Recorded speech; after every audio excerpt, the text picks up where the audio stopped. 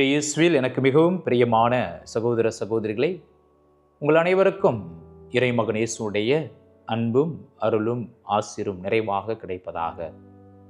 இன்று தவக்காலம் 6வது நாளில் நாம் அடியெடுத்து வைத்திருக்கின்றோம். இறைவன் நமக்கு செய்த அனைத்து நன்மைகளுக்கு நன்றி கூறுவோம். இன்றைய இறை வார்த்தையும் எங்களுடைய சபையின் பாதுகாவலரான புனித பிரான்சிஸ்கு சலேசியாரும் நம்ம இந்த ஆன்மீக பயணத்தில் பயணிக்க அழைக்கின்றார்கள். இன்றைய முதல் வாசகத்தை எடுத்து பார்த்தோம் என்றால், லேவியருக்கு எழுதிய புத்தகத்திலிருந்து எடுக்கப்பட்டுள்ளது. ஆண்டவராய கடவுள் மோசையிடம், நான் தூய்மையான உள்ளம் கொண்டவராக இருப்பது போல என்னுடைய மக்களும் தூய்மையான எண்ணம் கொண்டவர்களாக இருக்க வேண்டும் என்று அழைப்பு விடுக்கின்றார். அதற்கு எடுத்துக்காட்டும் கொடுக்கிறார். ஒருத்தவங்க தூய்மையாக இருக்கிறாங்கன்னா அவங்க எப்படி இருக்கணும்? பொய் சொல்லக்கூடாது, களவு செய்யக்கூடாது, பெரியவர்களை மதித்து நடக்க வேண்டும், நம்ம ஒரு ஆட்சியில் இருக்கும் பொழுது நம்ம நீதி நேர்மையோடு இருக்க வேண்டும், சரியான தீர்ப்பு கொடுக்கணும் அப்படின்னு சொல்லி நமக்கு எடுத்துரைக்கின்றார். அதுதான் நேர்மையானவர்களுக்குள்ள ஒரு எடுத்துக்காட்டு. அதனால் கடவுள் நேர்மையாக இருக்கின்றார், நேர்மை உள்ளம் கொண்டவர்களாக இருக்கின்றார். அதற்கு எடுத்துக்காட்டு சொல்றார். அதே நேரத்தில் இன்னைக்கு முடியல நற்செய்தி, இந்த முதல் வாசகம் முடிவில் சொல்றாரு, உன் மீது நீ அன்பு கூறுவது போல உனக்கு அடுத்த மீதும் அன்பு கூறுவாயாக. இந்த அன்பு எப்படி நம்மள்கிட்ட வரும்? நம்ம தூய்மையான உள்ளம் கொண்டிருக்கும் பொழுது நம்ம அன்பு நம்மிடம் வரும். இந்த அன்பை ஒருவர் மற்றவரிடம் பகிர்ந்து கொள்வோம். இந்த அன்பு இருக்கும் பொழுது நம்மிடம் இந்த உதவி செய்யும் மனப்பான்மை நம்மள்கிட்ட வரும். அதான் இன்னைக்கு ஆண்டவராய கடவுள் தூய்மையான உள்ளம், நான் எப்படி தூய்மையான உள்ளத்தோடு இருக்கிறனோ அதே போல என்னுடைய மக்களும் தூய்மையான எண்ணத்தை கொண்டிருக்க வேண்டும் என்று அழைப்பு விடுக்கின்றார். இன்றைய நற்செய்தி எடுத்து பார்த்தோம் என்றால், இறைமகன் இயேசுவும் அதே அன்பை எப்படி வெளிப்படுத்த வேண்டும் என்பதற்கு நமக்கு எடுத்துக்காட்டு கொண்டு சொல்கின்றார். வெள்ளாடு செம்மறியாடு, செம்மறியாடையும் வெள்ளாடையும் ஒப்பிட்டு கொடுக்கின்றார். செம்மறியாடு வலப்புறத்திலும் வெள்ளாடை இடப்புறத்திலும் சொல்கிறார். இந்த செம்மறியாடுகள் எல்லாம் ஆசீர் பெற்றவை, ஆசீர்வதிக்கப்பட்டவை. வெள்ளாடுகள் எல்லாம் ஒப்பிட்டு சொல்றாரு சபிக்கப்பட்டவை. அது எதுக்கு சொல்றாருன்னா, நான் தாகமாக இருந்தேன், எனக்கு தண்ணீர் கொடுத்தீர்கள், நான் பசியாக இருந்தேன், உண்ண உணவு கொடுத்தீர்கள், உடையின்றி இருந்தேன், உடுத்த உடை கொடுத்தீர்கள் என்று சொல்றார். அதனாலதான் இவர் ஆசி பெற்றவர்கள், ஆசீர்வதிக்கப்பட்டவர்கள், தூய்மையான உள்ளம் கொண்டவர்கள். செம்மறியாடை பற்றி ஒப்பிட்டு சொல்றார். அவருடைய வலப்புறத்தில் இருக்க இடம் கொடுக்கிறார். அவங்க ஆசி பெற்றவர்கள், தூய்மையான உள்ளம் கொண்டவர்கள். அந்த தூய்மையான உள்ளம் இருக்கனால அவங்களுக்கு அன்பு வந்துச்சு. அந்த அன்புனால உதவி செய்யும் மனப்பான்மை அவர்களிடையே ஏற்பட்டது. இங்கிட்டு பார்த்து சொல்றாரு, வெள்ளாடுகளை இடப்புறத்தில் இருக்கிறத சபிக்கப்பட்டவர்களே என்று சொல்றார். நான் உணவின்றி இருந்தேன், எனக்கு உணவு கொடுக்கவில்லை, தாகமாக இருந்தேன், தண்ணீர் கொடுக்கவில்லை, உடையின்றி இருந்தேன், உடுத்த உடை கொடுக்கவில்லை.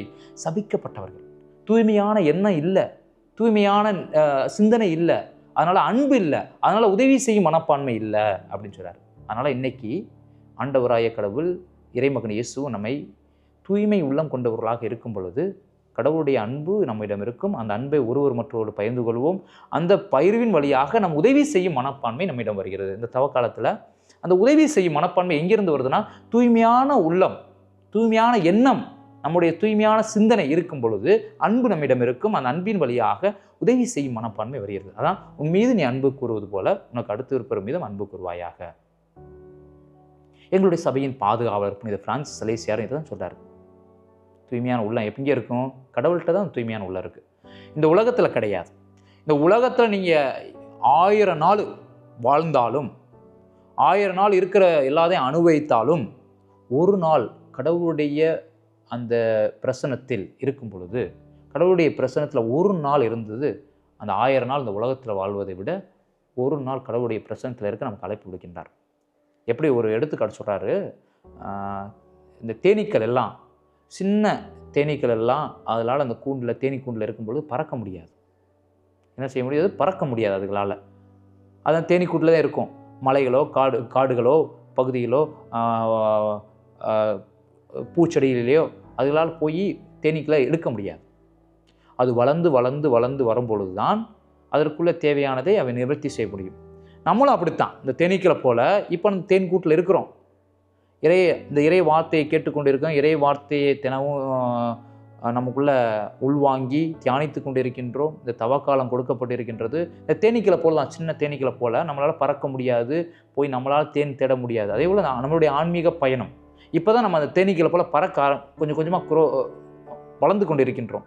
நம்ம வளர்ந்து அந்த ஆன்மீகம், கடவுளுடைய ஆட்சி, அந்த விண்ணரசை நம்ம பற்றுக்கொள்ள வேண்டும். அது பறந்து போய் நம்ம அதை எடுக்கிறதுக்கு என்ன தேவை? நமக்கு தேவையான ஆன்மீக பயிற்சிகள், ஆன்மீக வழிகாட்டிகள், ஆன்மீகம் நமக்கு முழுமையாக தேவை. அதை எப்படி இந்த தேனீக்கூட்டில் இருந்து தேனீக்கள் அது வளர்ந்து ரெக்க முளைச்சு போய் அதுவே அதுக்குள்ளே தேனீயை தேடுவது போல் அந்த விண்ணகம் என்பதை நம்ம தான் தேடிக்கொள்ளணும். அதுக்கு என்ன? டெய்லி நம்ம ஜபம், தபம், இந்த ஆன்மீக பயணம், இந்த இறைவன் ஆண்டவராய் கடவுள் சொல்வது போல் தூய்மையான எண்ணம், தூய்மையான குணம், தூய்மையான அன்பு, இவற்றை நம் வாழ்க்கையில் டெய்லி நம்ம அதை பயன்படுத்தி கொள்ள வேண்டும். இன்றைய நாளில் சிறப்பாக உங்களுக்காகவும் உங்களுடைய குடும்பத்திற்காகவும் ஜெபித்து கொண்டிருக்கின்றோம். தூய்மையான உள்ளம் கொண்டவர்களாக வாழ நம்மை எப்படி ஆண்டவராய கடவுள் தூய்மையான எண்ணத்தோடு இருக்கிறாரோ அதே போல் நாமும் தூய்மையான எண்ணம் கொண்டவர்களாக வாழ இந்த நாளில் சிறப்பாக ஜெபிப்போம். இறைவன் உங்களையும் உங்கள் குடும்பத்தின் நிறைவாக ஆசீர்வதிப்பாராக. இறைவன் என்றென்றும் வாழ்த்த பெறுவாராக. ஆமேன்.